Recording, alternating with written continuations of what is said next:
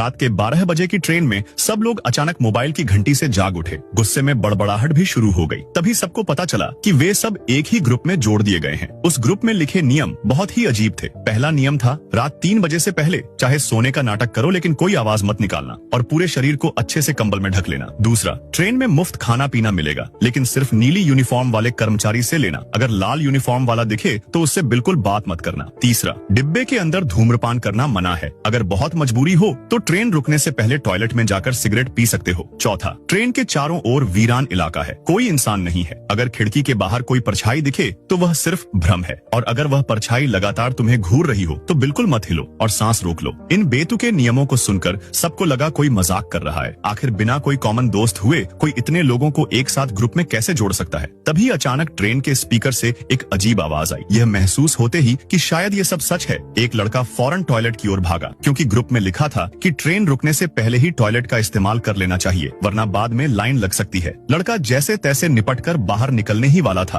कि उसे एहसास हुआ कोई पीछे से उसे घूर रहा है। दिल जोर जोर से धड़कने लगा लेकिन हिम्मत करके उसने धीरे धीरे पीछे मुड़कर देखा। खिड़की के बाहर एक काला साया तैर रहा था जिसकी आंखों से लाल अजीब सी रोशनी निकल रही थी और वह उसे घूर रहा था। बाहर से कोई दरवाजा खटखटा रहा था लेकिन लड़का डर के मारे चुप रहा और बिल्कुल हिला नहीं। उसे याद आया कि नियम में लिखा था, मत हिलो और सांस रोक लो। लगभग 1 मिनट तक सांस रोके रहने के बाद वह साया अचानक गायब हो गया। लड़के ने राहत की सांस ली और दरवाजा खोलकर बाहर निकला। दरवाजे पर वही मोटा आदमी खड़ा था जो उसके सामने वाली सीट पर सो रहा था। वह बड़बड़ाता हुआ टॉयलेट में चला गया। लड़का खुद को संभालने के लिए सिगरेट निकाल ही रहा था कि तभी टॉयलेट से भयानक चीख सुनाई दी। सब लोग दौड़कर आए और दरवाजा खोलने की कोशिश करने लगे लेकिन चाहे जितनी कोशिश की दरवाजा नहीं खुला। थोड़ी देर बाद अंदर से आवाजें बंद हो गईं और दरवाजा धीरे धीरे खुल गया। अंदर सिर्फ खून और अजीब सी दुर्गंध थी। मोटा आदमी गायब था। लड़के की पेशानी पर पसीना आ गया। उसे यकीन हो गया कि उस आदमी को वही काला साया उठा ले गया। अब जान बचाने के लिए उसे बिल्कुल वैसे ही करना होगा जैसा ग्रुप में लिखा है। उसने घड़ी देखी, रात के 1:20 हो चुके थे। तुरंत कंबल में घुसकर लेट जाना ही ठीक था लेकिन उसके सामने वाली बर्थ अब भी खाली थी। तभी ग्रुप में फिर से एक मैसेज आया।